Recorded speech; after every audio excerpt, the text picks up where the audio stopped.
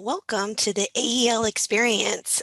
We will be covering comprehensive assessment, service types, and funding codes. Our objectives today are to review the comprehensive assessment process, what it is, and what must be included in this process for AEL grantees.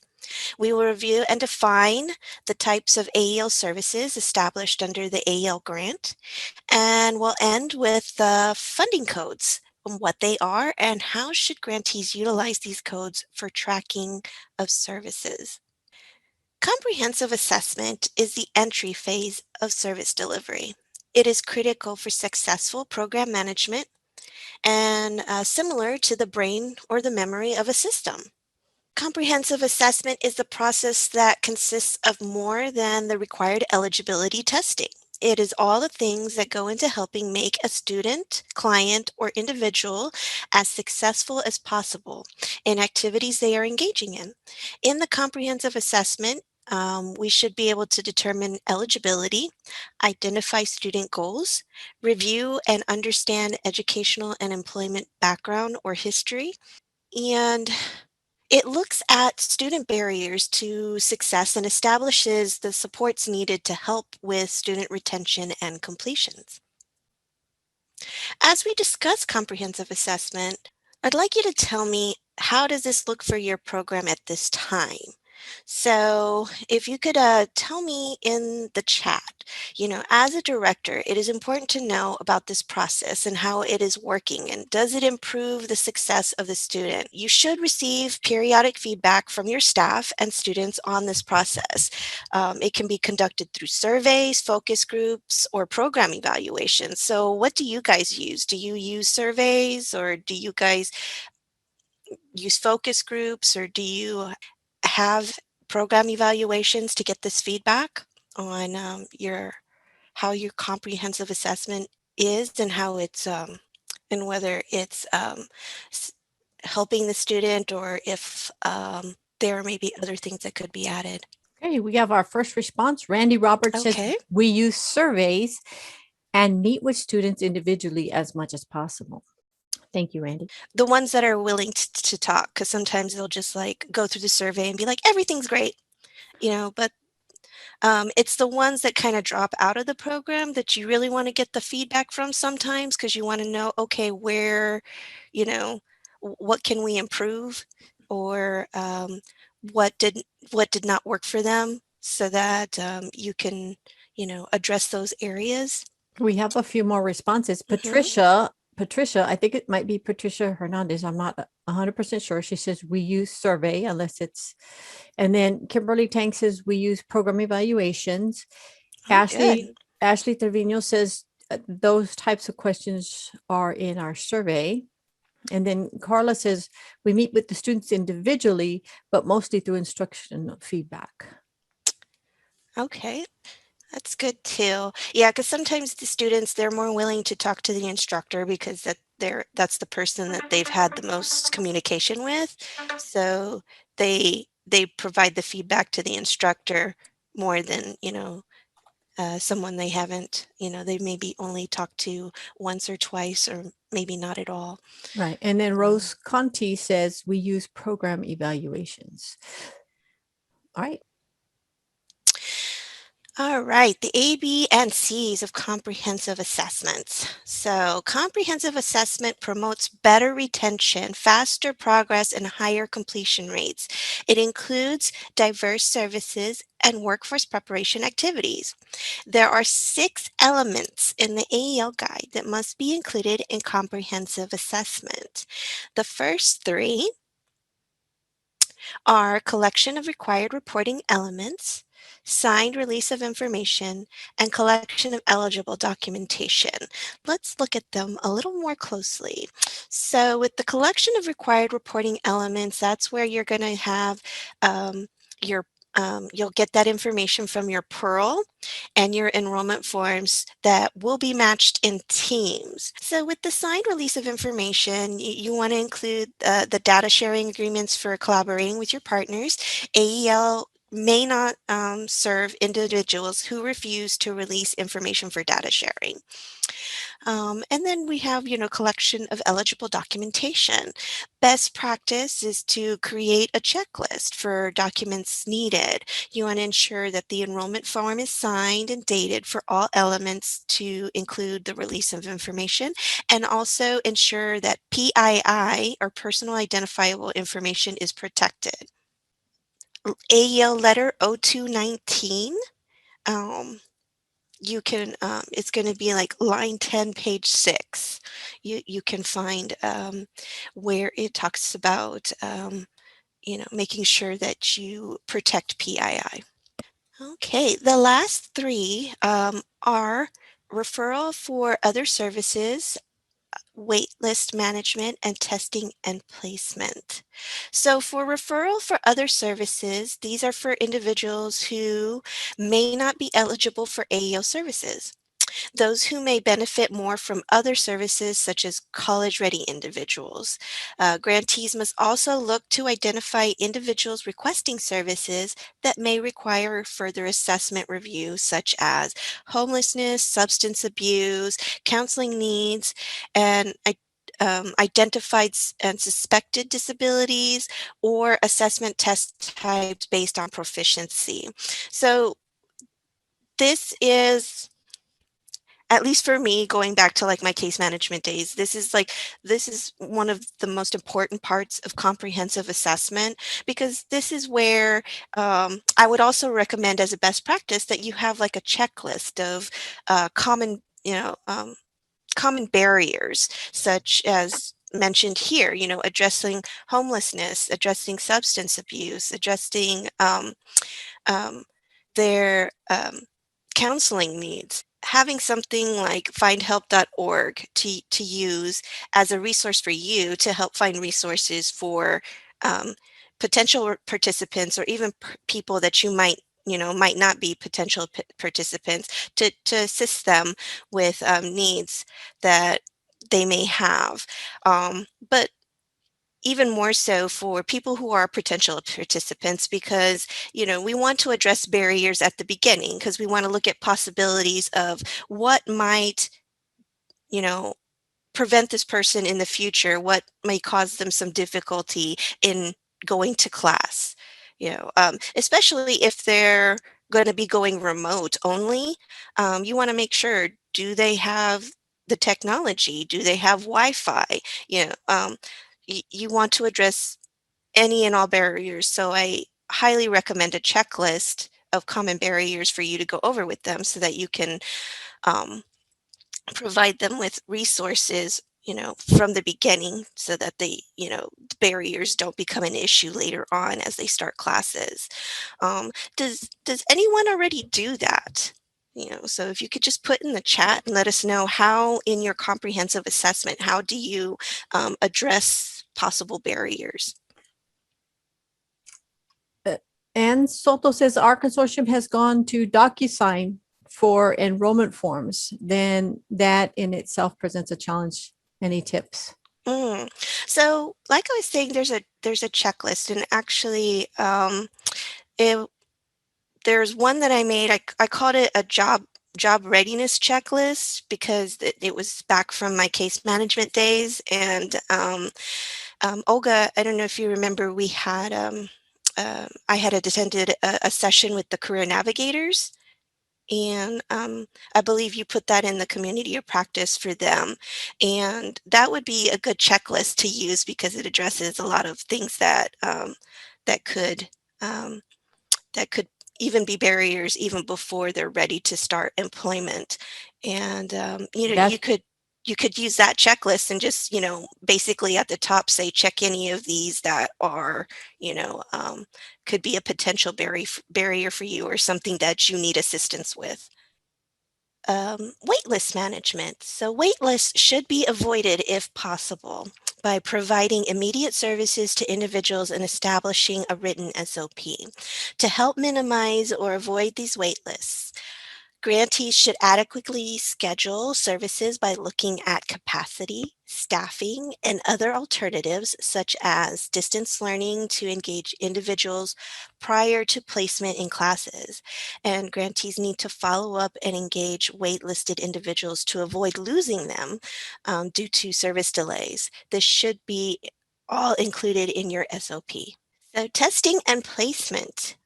Testing and placement can be found in the program year 2021 assessment guide. AEL grantees must assess individuals prior to enrollment into classes or services. Testing and placement must be transparent to the participant and facilitated through individual interviews or questionnaires to capture personal and academic needs, including disability-related needs. And yesterday we did talk about going back to like referral for other services, reaching out to, your local vocational rehabilitation center or office to include them in the process, so that they can assist with any needs that you may not be able to provide. Most likely VR might be able to provide for that participant so they can be successful in your program. The process also helps provider learn the assets that individuals bring with them from life and work experiences. It is essential to document goals for instruction and other services that will serve as the foundation for AEL services. Participant goals are the foundation of the individual training, education, and career plan, or what we call the ITEC plan, as described in our AEL guide. Participant goals must be revisited and updated regularly. It is during the comprehensive assessment that providers will align goals and needs of the participants to a specific program of study through the development of the ITEC plan and their goal, and that's what we'll be talking about next.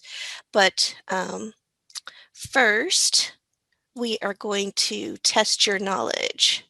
So first question, can you serve an individual who refuses to sign data sharing or release of information agreements? Grantees cannot provide services to individuals who refuse to sign data sharing release of information agreements. This may be an individual that you can refer to other collaborating partners and advise or explain the reasoning behind why you'll be unable to provide the service to this individual.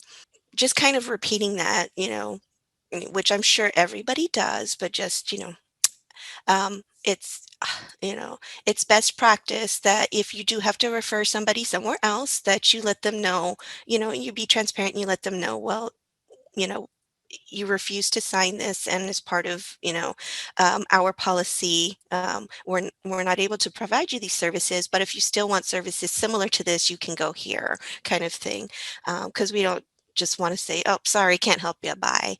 So, oops, I'm giving you the answer. Okay, what comprehensive assessment element requires you to protect PII? Establish a checklist, collect signatures, and ensure enrollment form has dates and signatures. And you guys may have seen the answer already when I flipped over. And it is the collection of eligible documentation. Where can you find information about comprehensive assessment specific to your AEL grant? Yes. So I like that you said community of practice, but I'm looking more at policy. And yes, the assessment guide is definitely one of them. You can get the information from there. And there's also some in the AEL guide, which I mentioned a couple of times. But more than likely, if I was looking at the stuff, I may refer to the assessment guide first and then look at the AEL guide, because the assessments guide is going to give you a little more detail than the AEL. So remember that comprehensive assessment is the entry phase of service delivery, and it is a critical part of successful program management. It's more than just eligibility testing. It involves so much more than just the testing portion. It is most important as programs help to aid in student success, because this is the foundation. This is where we're starting. We're finding out everything, you know, that they want to do, setting their goals, and also, like I said earlier, we're trying to, at this point, address any barriers that could hinder them later on from coming to class or having difficulty in class later on. So as I was showing some of you, if you're just now getting back, I did bring up the checklist and I wanted to share it with you real quick that I was talking about, that you could use to address barriers, and you could easily put this into an electronic format, and you could have it be like check what applies to you, um, or like what you might need assistance with. But it addresses, like, housing, their transportation. um, Clothing is more going, you know, well, it could be if they're coming like on site to class, you might want to find out, do they have clothes, or are they going to be, is that something they need? And you can refer them somewhere for clothing so that they're not always showing up to class in the same outfit. Um, Basic care covers like health insurance needs, hygiene needs, even like child care or elderly care. Do they have or do they need it? Um, and then a section that I um, put more on because, it's more prominent now, is communication and digital literacy. So to find out, like, how would you communicate with them? Would it be, do they have a cell phone, or is it email only? Certain devices here, do they own a computer, own a tablet, or is it just they only have a phone, or do they have to borrow some, like a laptop? They have a phone, but they can borrow a laptop from somebody. Um, and they can check these things and just fill this out. And this, helps you figure out what they may need in the future or what they already have and how you can, help them. So just really quick on that. I'll go ahead and take this away. All right, so next we're going to talk about AEL services. After the comprehensive assessment and discussing the potential participants' goals, you're going to place them in a class where the instructors should be using the information and data from the comprehensive assessment and testing data for instructional and other service delivery. But first, I have a question for you. When you are helping the students with an end goal in mind, I know that you guys do the iTech plan, but what do you feel is the ultimate, like, end goal for the participants? What do you feel, um, for the participants that attend our program, what do you feel is our end goal? Getting a better job and better life, says Maggie. Jacqueline says upskilling students for better employment. Lavana says self-efficiency. Elizabeth Moore says if we can transition them to PSE or employment, post-secondary education. Charmaine says Yes. employment. Jody Cobbler says employment. Great. I just wanted to make sure we were all on the same page. Yes. You know, AEL does fall under the Texas Workforce Commission. So yes, employment is definitely one of the main end goals that we are looking at. Everything that we provide them, we're hoping that this helps them, e- either right away or in their future to, obtain, um, obtain or advance in employment, and then, yes, and achieve this self-sufficiency, as many of you mentioned. You know, and then Liz had mentioned PSE, post-secondary education, and that's definitely something that we would like them to do as well, because that's furthering their education, which is also going to eventually lead to a better job. Before we get into the actual services, let's look at the purpose of AEL.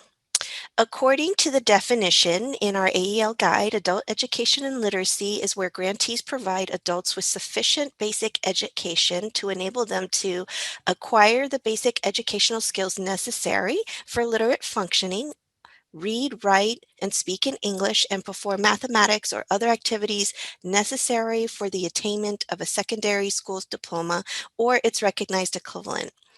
Um, Again, it's to participate in job training and retaining programs, attain and retain employment, and or continue their education to at least the level of completion of secondary school, and provide them the means to transition into post-secondary education and training.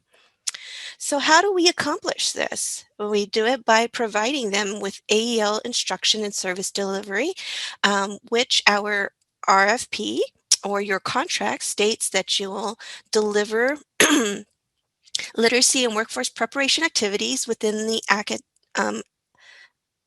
academies in all levels of ABE, ASE, and ESL instruction, um, defined by the NRS and the Texas AEL Assessment Guide, including prep for high school equivalency tests. We want to use instructional practices that include the essential components of reading instruction that align to the Texas AEL content standards and is sufficient and is of sufficient intensity and quality.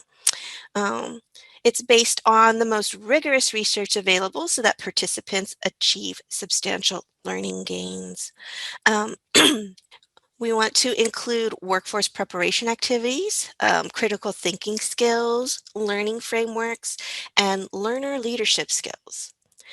Provide learning in context, including through our IETs, so that an individual acquires the skills they need to transition to and complete post-secondary education and training programs or obtain and advance in employment, leading to economic self-sufficiency and to exercise the rights and responsibilities of citizenship. So everything you guys said, that's right here. You want to make sure that your services we want to make sure that your services are scheduled for year-round service delivery within each of the 12 months and use a managed enrollment model that includes flexible schedules that allow customers to begin orientation or workforce preparation activities at no less than 2-week intervals and instructional services with no less than 4 times a year.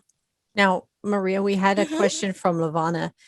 She said, can you talk more about the on-ramp program? What do these look like in practice? On-ramps. Very good question. And actually, that's something that we could probably, you know. I'm here, Maria, if you'd like me to answer that. Sure. So with on-ramp programs, it could vary. So if you're doing an IET, an on-ramp program will look something like giving them some aspects of the training before they get into the training. So, making sure that they're fully aware of what they're getting ready to go into in terms of the training, the language, even, the type of thinking they might have to be using when in an IET. Sometimes that could be a week to 2 weeks. Sometimes it's even used as a sort of weeding out process, because a lot of times we have individuals that are interested in IETs, but they aren't necessarily the best candidate for that service. And this gives them some time before fully committing and going into the training. Another example of on-ramping may even be before they get into a classroom. I'm sure you've experienced many of the students have been out of school for some time, and being in a classroom for extended periods of time isn't necessarily what they're used to. So you may want to give them some time to adjust, maybe have them sit in a class, once a week or something, just to get the experience. Or if you're trying to transition them into college, maybe getting them to sit into a college classroom. But, maybe before putting them into the classroom again, giving some skill sets that will help them to be successful. So I know that I believe it's Region 2 that's doing their mapping, which we'll be talking about at the Fall Institute for their onboarding. I believe it's 2 weeks long, and they do that all before they go into the program to help them to be better prepared for the classroom environment. Does that answer your question? Elena, we did have Jody asked like an info session. No. And then Jennifer Meyer said, would also love for you to talk more about the scheduling flexibility or if others could share how they schedule services. Lavana says, yes, thank you. That helps. So scheduling flexibility. So experience first, 5 years ago, 6 years ago when this started, almost everything was face-to-face. And when you think about, again, the diverse population we're working with, many individuals are what you consider non-traditional, where they already have families, they may be working. Sometimes, if they're trying to get a better job, it's because they're working several part-time jobs. And so when you only provide the opportunity for learning in a set schedule face-to-face, it's really difficult for them to stay with you in services. And many times students won't think that there is another option because they only seem to be presented with one option during orientation or when they're in the class. So they'll have to then decide, well, do I continue to go to work or do I go to class? Or maybe work gets overwhelming and then they're not able to keep up with their commitment in class. Then they decide, well, this is just too difficult. And they may not communicate that to the provider. So when we talk about flexibility and scheduling, what are we truly offering that is consistent with the real world situation? Because the real world situation is that our students are doing many things outside of the classroom, whether it's family commitments or work, or maybe they're doing some other type of learning outside of the classroom. So we need to offer flexibility. We've done a lot more with that with remote and distance learning. I know some people have open computer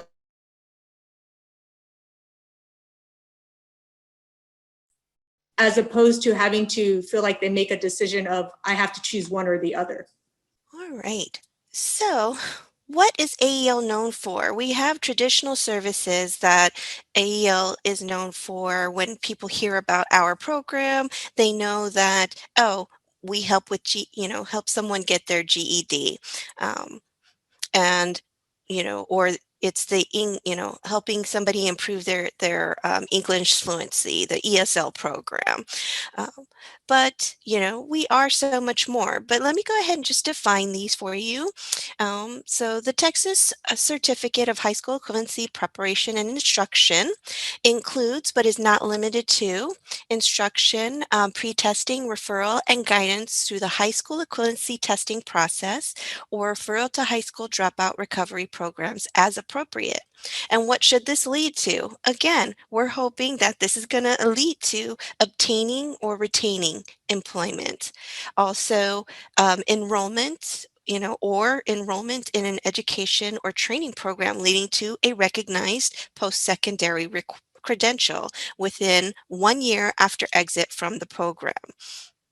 For our ESL services, we want to provide instruction that helps eligible individuals that are English language learners achieve competence in reading, writing, speaking, and comprehension of English. We want the program to lead to attainment of a secondary school diploma or its recognized equivalent and transition to post-secondary education and training or employment.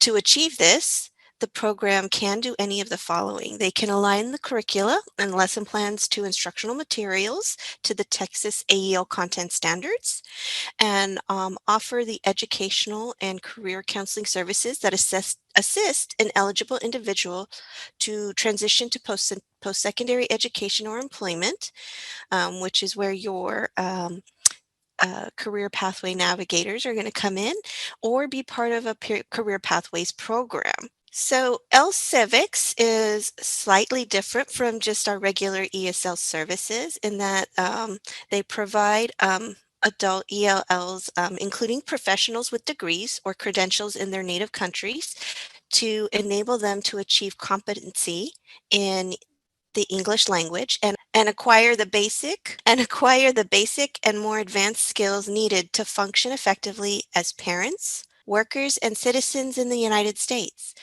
LCivic services must include instruction in literacy, English as a second language, and the rights and responsibilities of citizenship and civic participation, and they may include workforce training. We provide so much more. AEL services provide so much more than just the traditional services. We provide both career pathways and intensive services. Um, so, and Anne, she's going to be talking about these in more detail tomorrow, and I'm just going to continue to kind of just really high level define what the services are. Um, and she's going to go more in depth on career pathways and intensive services tomorrow. So first, what are career pathways? So in WIOA, our Workforce Innovation Opportunity Act, career pathway is defined as a combination of rigorous and high quality education, training, and other services that align with the skill needs of industries in the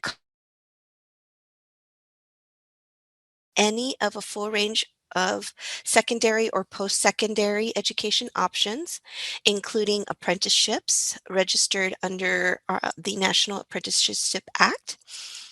They include counseling to support an individual in achieving the individual's education and career goals, and include, as appropriate, education offered concurrently with and in the same context as IET workforce preparation activities and training for a specific occupation or occupational cluster. They organize education, training, and other services to meet the needs of an individual in a manner that accelerates the educational and career advancement of the individual. They enable an individual to attain a secondary school diploma or its recognized equivalent and at least one recognized post-secondary credential, and help an individual enter or advance within a specific occupation or occupational cluster. So Lavana says it might be an obvious answer, but what is the difference between an IET and intensive services? Okay, so good question. So um, you just received the definition for IET. So an IET is going to provide somebody with, it's going to be specific to providing them with the recognized post-secondary credential. That's going to be our IETs and IET Civics. With intensive services, I'm going to go into that next, but let me go ahead and show you here. So intensive services are options that you have as a program. You need to provide at least one of these, but you have the option to, of which one you're going to provide. You have an internationally trained professional, which we just talked about a little bit with um, Liz. We have reentry services, and then you have which is going to be with corrections and transitioning them, somebody who's recent released from corrections facility and providing those services. And then workplace literacy services, which many times you're providing services at the facility, but there are also ways that you can, provide you provide them services outside the facility, but you're providing specific services for that employer. Um, so after defining career pathways, um, IETs, IETs, like we were saying, they're an overall scope of services designed for a specific occupation or occupational cluster for educational and career advancement. So it's going to be specific to one type of occupation. Examples are like, HVAC and CNA, business.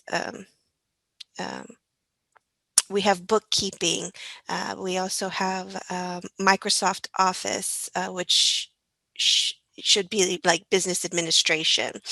Um, these all need to include at least 3 IET components: AEL activities, workforce preparation activities, and workforce training delivered through integrated services. IET programs ensure that participants gain the skills needed to succeed in workforce training um, by attending a recognized post-secondary credential and entering or advancing in employment or advancing in post-secondary education and training. You can learn more about IETs in AEL Letter 0216. Okay. Now, IETL Civics.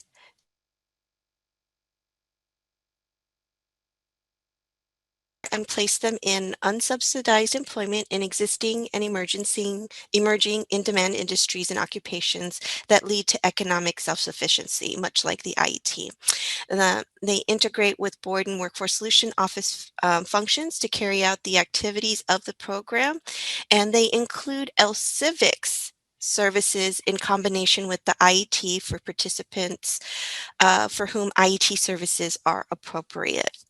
So I'm just going to define these for you, and then Anne is going to go into more detail on them tomorrow. So intensive services. So we have the internationally trained professional who is an English language learner and um, a professional with a degree or a credential from their native country. Programs can provide services such as basic skills preparation for professional credentialing exams, specialized career advising, ESL services contextualized for targeted occupations with enough intensity to allow for rapid progress with the use of proper English language assessment to determine whether a participant's academic or professional English is sufficient enough to pursue the academic coursework or professional opportunities.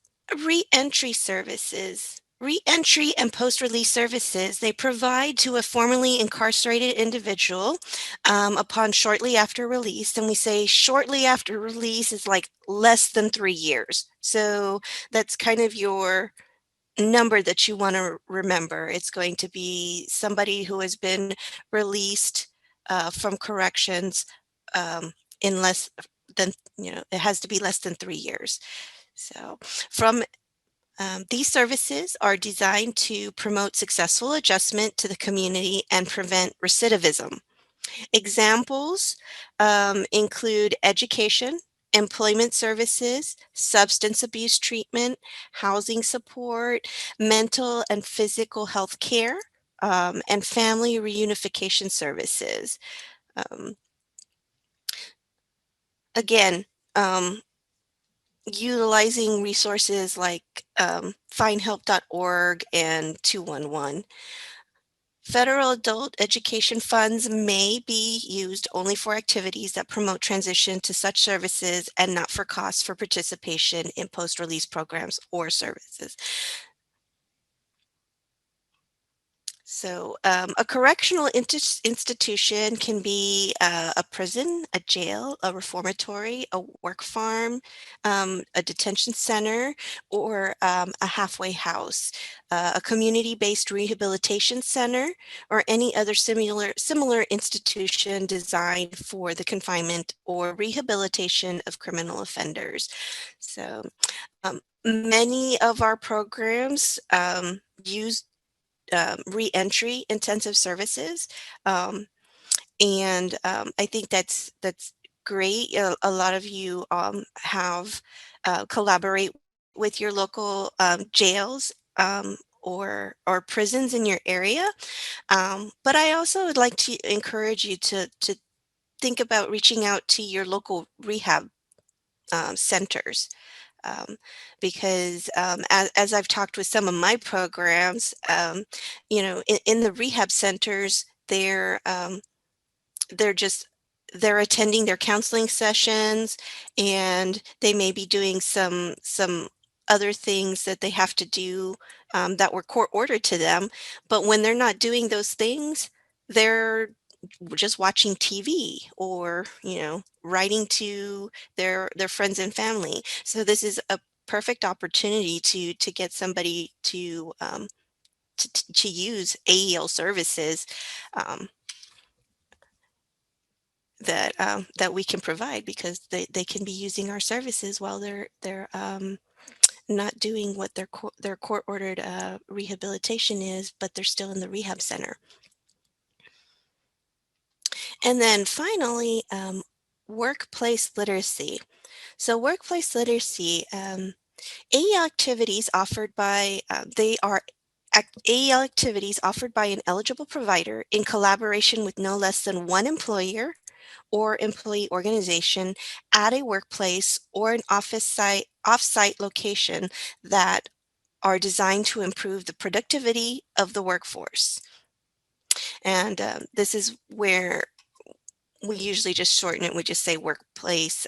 We may just say workplace AEL or workplace literacy, but the full name of it is workplace adult education and literacy activities. What was once an option is now a necessity. So digital literacy is something that was an option before the pandemic, but because of the pandemic, like I was mentioning yesterday, all of the programs were really good about transitioning into what became remote learning. And, some of us were, took a little longer than others, but, I really, I'm really proud of all of the programs and how time in your response to providing services to your communities. This continued to give your students something to look forward to, and I want to commend you all for that again. So digital literacy are the skills associated with using technology to enable users to find, evaluate, organize, create, and communicate information. So how are programs offering these services? Some are starting at the very beginning with orientation. They're testing potential participants on digital literacy, and then they enter them into a short course if needed to kind of help them maneuver around the technology, so that when they enter into classes, they'll be able to um, be successful in the class, and not continue to be like, the button's not working or whatever.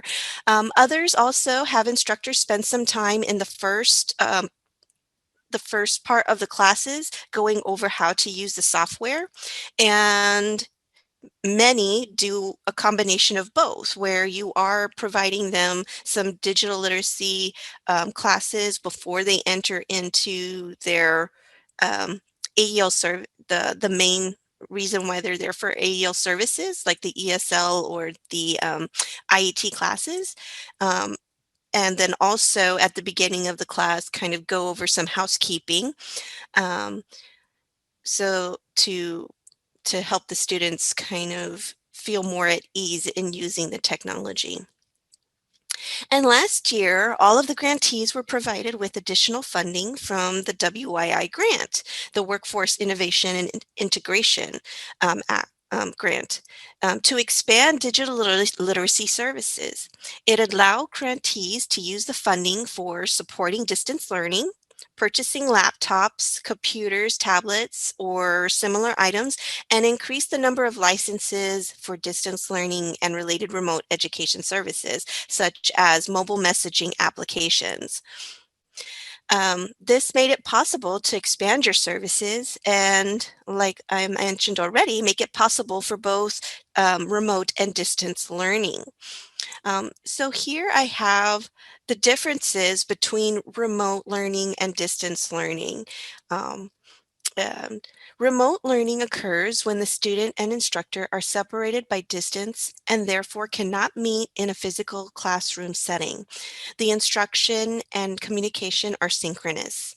Learning content or teaching is typically transmitted via technology, via email, chat, discussion boards, video conference, or an audio bridge, so that no physical presence in the classroom is required. Contact hours for remote learning are counted in teams as direct hours if they are greater than 15 minutes. So, it's in 15-minute increments.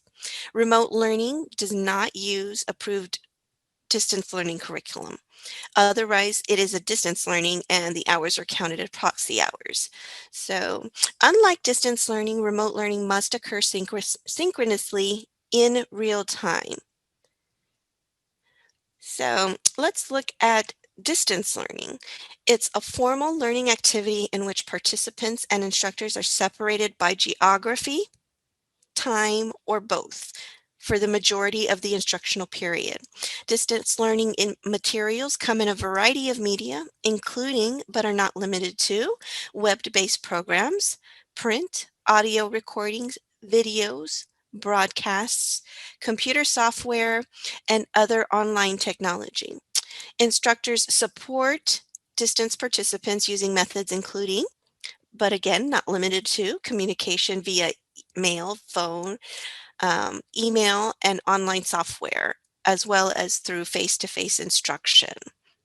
And then Lavana asked, that would be DL, right, as a video recording? And I said, Yes. no, it wouldn't be distance learning because the distance learning is approved. Yes. Well, approved programs. Now it wouldn't even be virtual because you're not live. Right. So what I know some programs have done, they do have videos that they allow that they have students watch. That's going to be asynchronous, but it's only counted for proxy hours if it's something that is part of the approved distance learning curriculum. If it's something that you made on your own and are showing students, that's not part of the approved distance learning curriculum, so it would not count as distance learning. And then if it's something that you're just having students watch, but then later on when they're in class on Zoom together face to face and they're discussing they're discussing the video they watched, then that's when the synchronous learning is happening. Yeah. And Krista just mentioned that she had asked Ashley, and it wouldn't count as anything. That would be like homework, and homework Yes. doesn't count as anything. Right. So yes. Thank you, Krista. Yes. So the video would be the homework, and then the direct hours that they would be getting during remote learning, the synchronous in real time would be them discussing it, the video they watched. Okay, and then I also want to mention the Math Assistance Call Center, because that is an option that we have. There's a lot of information on it on AEL letter 0920. It's entitled Math Assistance Call Center. Again, that's AEL letter 0920. And I'm just going to read you the background information on it. I'm not going to go into too much detail, but it's so the Distance Learning Call Center pilot project grant was awarded to Student Nest 25 Foundation on July 1st of 2016 to provide assistance to mathematics to adults who meet eligibility requirements for AEL services. In this pilot, it ended in June of 2019, and Student Nest instructors provided one-on-one instruction using a combination of phone chat and interactive whiteboard technology. In April of 2020, TWC's 3-member commission approved a second round of funding for the call center. And this round of funding was to provide virtual mass support to AEL customers during the COVID-19 pandemic. Student Nest was awarded this grant and is now referred to as MAC, or the Math Assistance Call Center, to provide mass support in multiple languages 7 days a week to AEL participants working to obtain a Texas Certificate of High School equivalency or improve their math skills. The MAC offers instructional delivery through the live video chat and phone calls. And then finally, other allowable services. Grantees may provide services to corrections, education, and other institutionalized individuals, including AEL activities, special education, as determined by the eligible agency, secondary school credit, IT, career pathways, concurrent enrollment, peer tutoring, and then transition to reentry initiatives. They can provide family literacy. These are literacy activities that are of sufficient intensity and quality to make sustainable improvements in the economic prospects for a family. Better enable parents or family members to support their children's learning needs and integrate many different activities.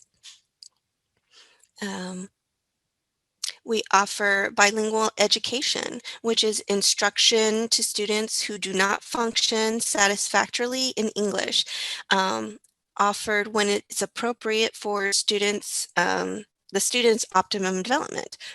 We also offer financial literacy, which is instruction on how to make informed decisions and take effective action with respect to money management.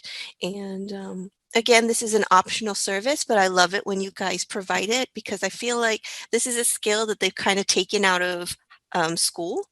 Because I remember when I was going to school, um, I learned about how to balance a checkbook in 5th grade. Um, but now there's, I feel in the homework that, my kids receive, I feel like that's something that's kind of gotten left out. And I think it's a really important life skill to learn. All right, so next I was going to transition on to on-ramp to the on-ramp program, and Elena did talk a lot about that. And again, it's just helping to increase the proportion of participants at all service level who are enrolled or co-enrolled in post-secondary education and training, or to help prepare eligible individuals with the development of career and college planning, academic preparation, transition services, academic advising, study skills, helping them, learning how to take notes. That's a really important skill to have when you're going to school or you're taking classes, is just how sometimes I sit here and I take notes and then I look back at my notes and I'm like, why did I write that? You know, have you, have any of you ever experienced that? So definitely like note taking is a really good skill, in an on-ramp to teach and for the students to have. So here I just wanted to highlight the services that count towards your measures. So the services that count towards your measures and that you'll see on your monthly performance report, your MPR that Mahalia sends out in a transmittal every month, are going to be your LCivics, your IET, your IET LCivics, your intensives, and the your credentials, your text chase, so which is included in the credentialing part. And you'll see that on the MPR, and in other than text chase, all the others, those you are going to negotiate your targets at the beginning of the year. So these are the ones that you see on the MPR that you've negotiated targets for. And then the text chase, that falls in the credentialing, and that's going to be, a percentage. So now I'd like to play Deal or No Deal.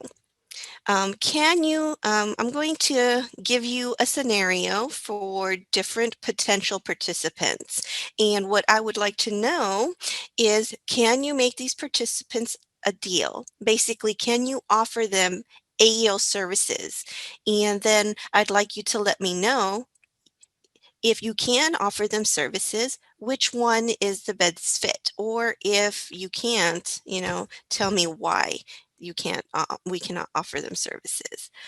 Okay, so ready or not, here we go. Your first potential participant is Yosef. So Yosef is requesting AEL services to obtain a GED. However, during his comprehensive assessment, you find out he has a degree and worked as a pharmacist in Israel. His employment goal is to return to work in the medical field. Can AEL offer him services? And if so, what would be the best fit? We have yes, yes, ITP, yes, internationally trained professional, or they're saying yes, internationally trained professional. Very good. That is the best fit. Yes. And I say best fit because, granted, with many of these scenarios, we could offer multiple services, but I want you to just focus on what could be the best fit for that person. All right, our next potential participant is John. John has less than a year left at Huntsville State Penitentiary. He has been studying to obtain his GED and only needs to pass the math test. Although he may have his GED by the time he's released, he knows that it'll be difficult for him to obtain employment. So can we offer him services, and what would be the best fit? Reentry, yes, reentry, yes. So yeah, reentry. And all of these are saying yes, reentry. Okay. Our next potential participant is Benito. Benito graduated from high school 3 years ago. He was unsure of what he wanted to do, but knew college wasn't for him. He scored at a 10th grade level on the TABE and is requesting services because he heard AEL might be able to help him with CompTIA certifications. Can we offer him services, and what would be the best fit? IET, IET. IET, Very so it's a good. yes, IET. And I said he is creative. Yes. So I'm glad that did not stump you all, because sometimes people see, oh, they have high school, they already graduated from high school. We can't help them. But yes, we can help people who have a high school diploma.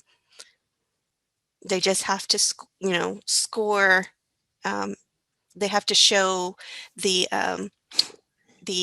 basic deficiency in their assessment score, their test score. Okay, we have a question from Abel that goes back. It says, so reentry can be offered before release, or is it only the post-release participants? Good question. I was just going to jump in and say I've been doing a little research for Tara's question too, so I can answer that. Reentry corrections can be provided while in an institution or shortly after someone is released. So they're primarily designed to promote, successful adjustment, but you can start while they're in an institution. So hopefully that answers Abel's question. And then while I have the microphone here, Tara, you had asked about the documentation for reentry participants, and there is no documentation required to be placed in the file, but you need to ensure that on the initial intake and on the PEARL that there is indication that that person is just as involved. Thank you, Anne. And we did have a question from Ana Soto. She says, so what could I do if Benito tests too high to show basic skills deficiency? Good question. So he already has a high school diploma, and he tested too high, to show basic skills deficiency. What does that mean? Most likely means we may not be, unless you're going to try to test him on something else to see if he'll, test low, on that test. Like, I know some programs have both CASAS and TABE. But let's say you tested on both TABE and CASAS and he still doesn't test, he tests too high. So Benito's just too smart. Well, before I give my answer, I'd like to see what other programs might do. So what would you guys do? Well, Olga says refer to workforce. They might have they might have a program dependent upon him. Yeah. And then Jennifer said, I refer him to workforce partner. Yes. Okay. And then Samuel says young adult program at workforce. Yeah. The youth program. And Sandra says refer to CC or WFS, Community College or Workforce Solutions. Yes. Okay, good, because that was going to be my answer too, but I just wanted to see and see if you guys, would have the same answer, and you did. So that's, great. Yes, the Workforce Solution Centers could also help him with CompTIA certifications, because they also, we follow the same list that they do as far as in-demand occupations. And if you're offering it, most likely they are able to offer it as well, and we can refer him over there.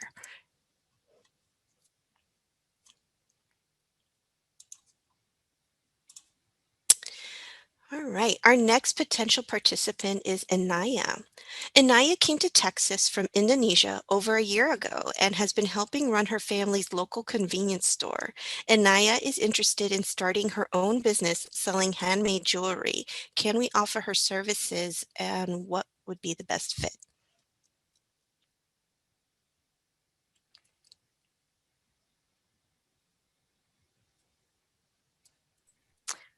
Needs assessment, says Sandra. Well, it's one of these options. Okay, Samuel says IETEL Civics, maybe. Lorraine says IETEL Civics. Maria says after assessment, IETEL Civics. Yes. Elizabeth says EL Civics, IET Entrepreneurship. Yes, thank you. That's where I was going with that. So, and I can improve this by adding something about assessment in here. So thank you for that. Okay, our next potential participant is Adriana. Adriana recently moved to Texas from Puerto Rico. She has a degree in biology and would like to work in the education field.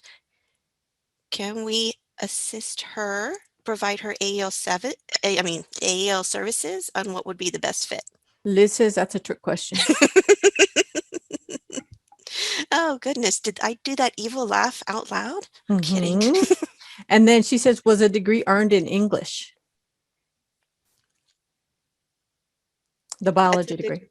Well, she got it in Puerto Rico, so could be in Spanish. Could No be in deal. English. Jacqueline says no deal. Elizabeth says Puerto Rico is a U.S. territory. That's why it's a trick question. Gracie says, if she already speaks English, hire her as an instructor for AEL. Anna says no deal. Paul says, yeah, no deal. Okay, Paul says, yes, ELL services depending on assessment. Puerto Rico, not international. Alternative certification program, says Maria. And then, yes, Gracie, you are correct. No deal. What is that? Gracie says if she's already speaks English, hire her as an instructor. Yes. So yeah, perfect. So no deal. She has a degree, and maybe she wants to improve her English, but she has a degree from Puerto Rico, which is recognized here in the States. It's the colleges in PR are accredited by the U.S. as well. So it's recognized as a U.S. degree as well.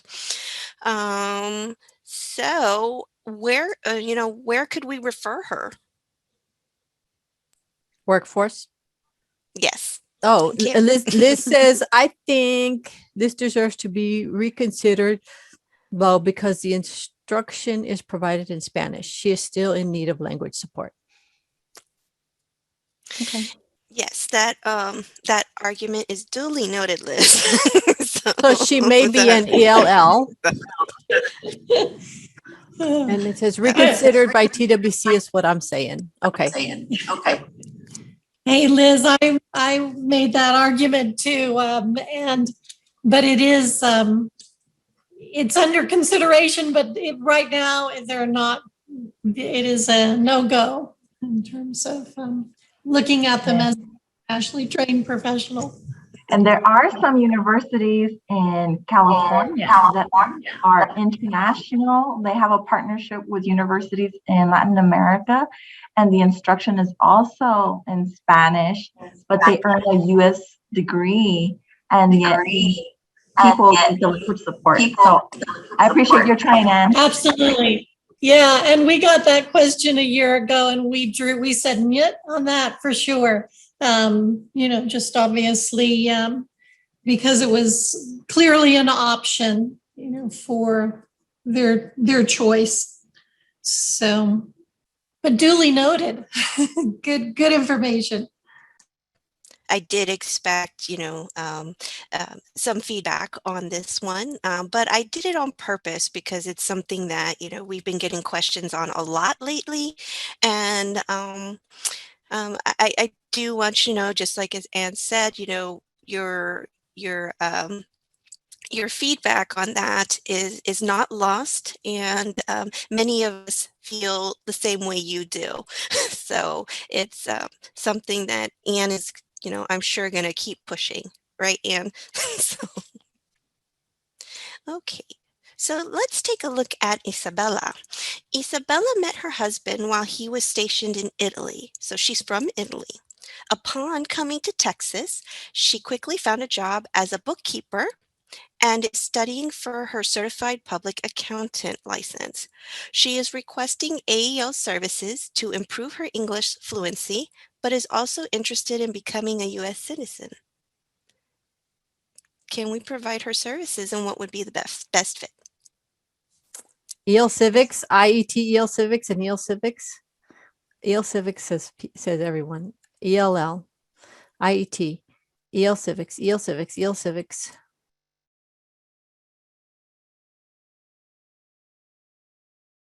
EL Civics.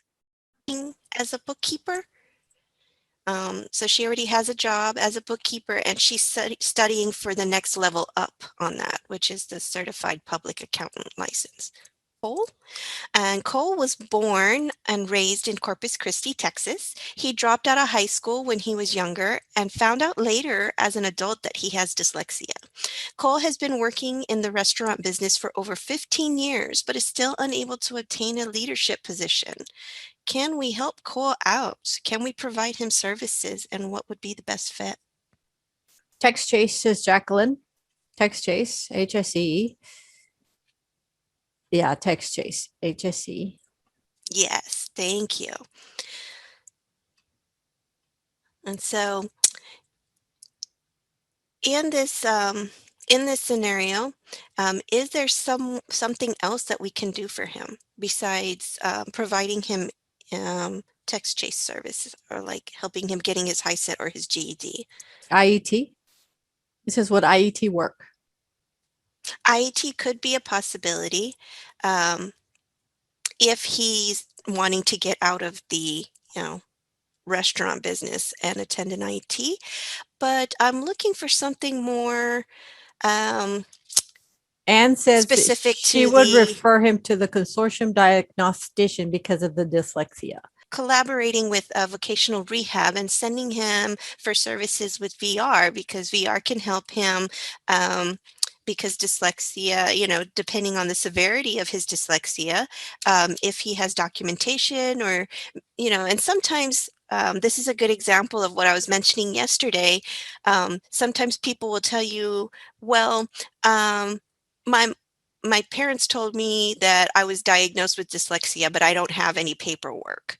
And you're like, okay, well, that's no problem. You could refer this person over to vocational rehabilitation, and vocational VR is able to send Cole to a specialist or a doctor to be evaluated for dyslexia, and then they can he can get a he can get paperwork that, from a doctor that says, yes, he has dyslexia, and then VR can help him, with, different things like that he may need to help him in class that AEL, again, AEL might not be able to provide. So definitely, yes, encourage you to refer to other services as needed, but this is a case where he can use both AEL services and VR services. All right, and our last potential participant is Yoli. Yoli recently received her U.S. citizenship and lives in Houston with her husband and 2 children. She is currently working part-time and likes that she gets to spend time with her family and make a little extra money. This past year, she had difficulty helping her kids with their remote learning assignments. Yoli is requesting AEL services to help her better assist her children with their online assignments and homework in general. Can we provide her AEL services? Jennifer says no deal. Family literacy says others. Lorraine says EL civics and family literacy. Family literacy. Digital literacy, says James. Everybody was saying family literacy, and somebody said family literacy and EL civics. Family literacy. So yes, family literacy. That would be the best fit. We're going to talk about funding codes. And funding codes are attached to AEL service and activities. Sometimes looking at these codes can be like trying to solve an equation, looking at something like this, right? It's very important to understand and know what activities your program is providing and how participants in those activities should be coded. Let's look at some guidance that has come out specific to funding codes. So most recently, AEL letter 0221, which is shown here, and it's for the AEL targets and performance-based funding for program year 2021. This advises the grantees about their targets and performance-based funding. Within this letter, the attachment 3 provides all of the AEL funding codes and how they should be applied to AEL activities. This attachment serves as a desk aid to help grantees enter data correctly into TEAMS. And TEAMS stands for the Texas Educating Adults Management System. Remember that coding is equal to counting. So you want to ensure that your participants are being coded properly so your program can get the credit for the services that you're providing when it comes to targets. By the same token, you also want to ensure that your program is providing accurate information and you're not getting credit for activities that you're not engaging students in. So what are these codes and where can you find them? And how do grantees gain access to them? Here we will look at the codes that are available to grantees in attachment 3 and that have been provided for this discussion. So here's attachment 3, and these are the different funding codes we're going to take a look at and review for services and coding with them with activities. Funding codes are linked with AEL service types. These types are total participants, LCivics, LCivics IET, intensive services, and IETs. The following are all of the funding codes available to AEL grantees based on services that are provided. Note, not all of these codes will be assigned to your program, as some may not apply to your core grant.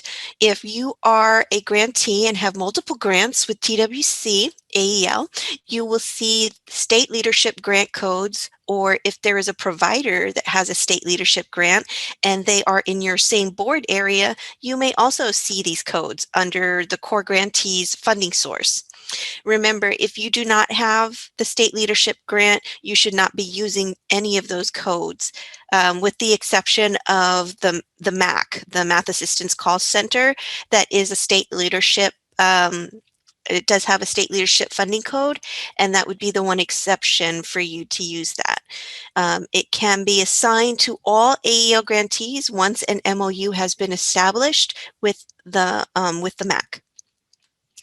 Basic AEL is for those individuals who are being provided ABE and ASE services.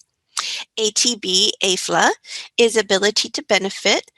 These grantees are working with AEL core providers.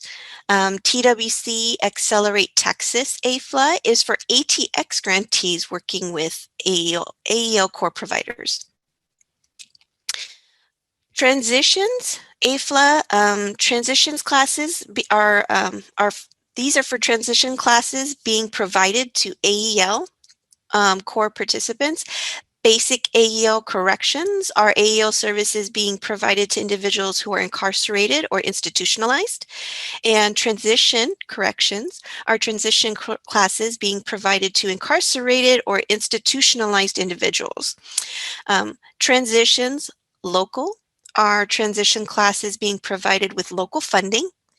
And then again, MAC is a state leadership one, and it's a service provided to a student that is participating in MAC services. Under LCIVICS non-IET, you will have LCIVICS AFLA. These are LCIVICS classes that are being paid for with AFLA funds. And then there is LCIVICS, which are ESL civic classes being paid for with civic funds. Under LCIVICS IET, Integrated LCIVICS, you'll have IET LCIVICS. These are IET services provided to ESL individuals. They are also what we call basic IETs, which consist of IET AFLA. IETs being funded with AFLA funds, and IET local, which are IETs being paid with local funding, and then IET corrections. IETs provided to incarcerated individuals. Sorry, I read that wrong. So IET corrections are IETs provided to incarcerated individuals. Next, you have intensive services codes. These consist of work-based AFLA, which are services that are being provided to individuals working for a non-public employer and funded with AFLA funds. ESL for yes. We have a question. So Tara says, if we are serving incarcerated individuals, should they be coded as basic AL corrections or re-entry corrections? I'm asking follow-up to the recent clarification that services can be offered before they're released so they can be counted as intensive. Right. So it depends on what services you are providing them. If you are providing them intensive services, then it's going to be the re-enter corrections. If you're not providing intensive service, it's going to be the basic AEL corrections. So if somebody was like, let's say they have, about 3 months left and they're about to be released, and you start providing them the transition services, then, because you're providing them the intensive services, the intensive service, you're going to be using the re-entry corrections. If you're providing somebody services in corrections, but it's just the basic services, like you're providing them, you're helping them get their high school diploma before they get out, and it's not, re-entry services, then it's going to be coded under the basic AEL corrections. So ESL for professionals, AFLA, are services provided to ESL individuals that are degreed from another country and funded with AFLA funds. Work-based local are services being provided to individuals working for a non-public employer being funded with local funds. ESL for professionals, local, are services provided to ESL individuals that are degreed from another country that are being paid with local funds. And then lastly, re-entry corrections, which this This is a case management service that is provided to incarcerated or community-based justice-involved individuals before release or shortly after release from a correctional institution or other facility. If you have questions on specifics, definitely reach out to the AELTA at twc.state.tx.us email, or if it's regarding the funding codes in Teams and them not working properly, you can also email the Teams technical assistance. In the Teams system, you can find all the funding codes that are available to your program. This can be found under grant recipients and funding sources. So as you see here, you would click on the grant recipients tab, and then it's gonna go to grant recipient details, and you'll go over here to funding sources, and you can see all the different funding sources here for your grant. You're gonna need to, of course, select your grant name.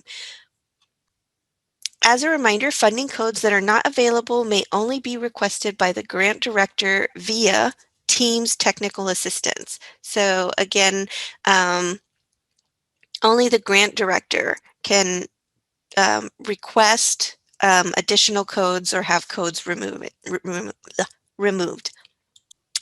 TWC AEL provides core grantees with standard funding codes at the start of the program year in Teams. Grantees directors can request access to additional funding source codes based on service via Teams. Technical assistance requests via the Teams technical assistance requests. Grantees are also required to have a SOP and process to check participant funding codes monthly prior to data validation. So we don't, of course, want to wait till the last minute to be checking them. You want to make sure that you have a process in place prior to that. One report that TWC AEL has asked grantees to run for a check is the participant count and hours by funding source, site, and class.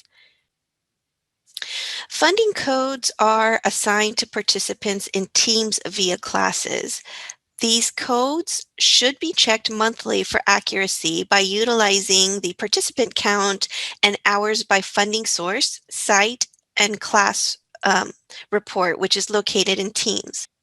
So these codes are assigned to advise on activities provided to the student and funding that is associated with those activities. This is how the funding code assigning is attached in Teams with a class once you assign the individual to a class. And so this is what it'll look like. And you'll see the funding source will be over here. So it'll have the person's name and their hours, and then it'll show the funding source here on the end. All right, and now we have reached the final game. So, but first, a couple quiz questions, quiz-like questions here. So, how might a justice-involved student be coded in your program when you are providing basic AEL services to them while still incarcerated? Does that help? There's Tara and Jacqueline say basic AEL corrections. Yes, very good. And then the next one, I am a student who's degreed from my native country. After a comprehensive assessment, you find out that I am eligible to work in the U.S. How might you serve this participant moving forward? What might the coding look like? EFP. I think it's just, it's ESL for professionals. Yes. Okay. Mick says, doesn't it matter for the kind of grant your institution is approved for? Yes. Yes. Yes. So you have two different options. It could be ESL for professionals AFLA, or it could be ESL for professionals local, which is, yes, your IET, ITP services. So we have started calling them internationally trained professionals, but for coding purposes and in Teams, it still says ESL for professionals. So that's a good thing to point out Anna, is that the ESL for professionals is what it's said in Teams and for fun, for coding, but we're calling it outwardly and to the public, internationally trained professional. Maria, this is Anne. I was just going to Mhm. mix some question about the kind of grant your institution is providing. And yeah, I appreciate you mentioning that, Mick, because we probably have some Accelerate Texas grantees. So if you are doing a special initiative, we haven't really talked about those codes. So stick with what you've been using for your special initiative and just reach out to me if you have any questions. So there are things that are unique to Accelerate Texas, and that should be on that first sheet that Maria shared with you. So just a note for clarification. Okay, thank you, Anne. All right, so what we're going to do here is I'm going to read off the left side, and you're going to tell me where on the right side the answer is. So the first one, who can request additional funding codes?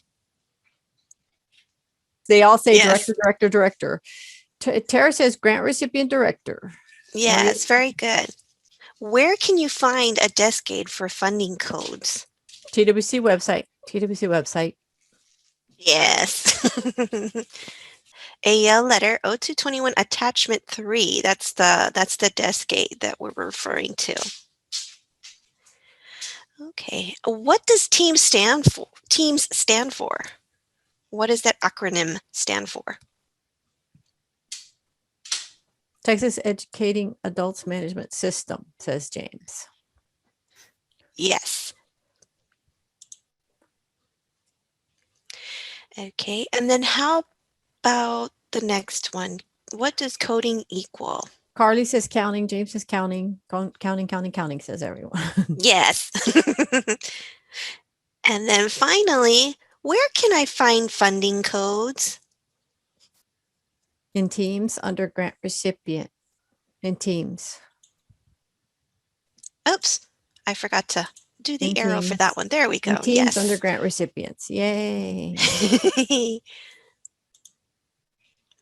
Okay. Well, thank you so much for playing, and thank you for attending this session. Okay, everybody. I'm going to go ahead and end the session. So thank you, everybody.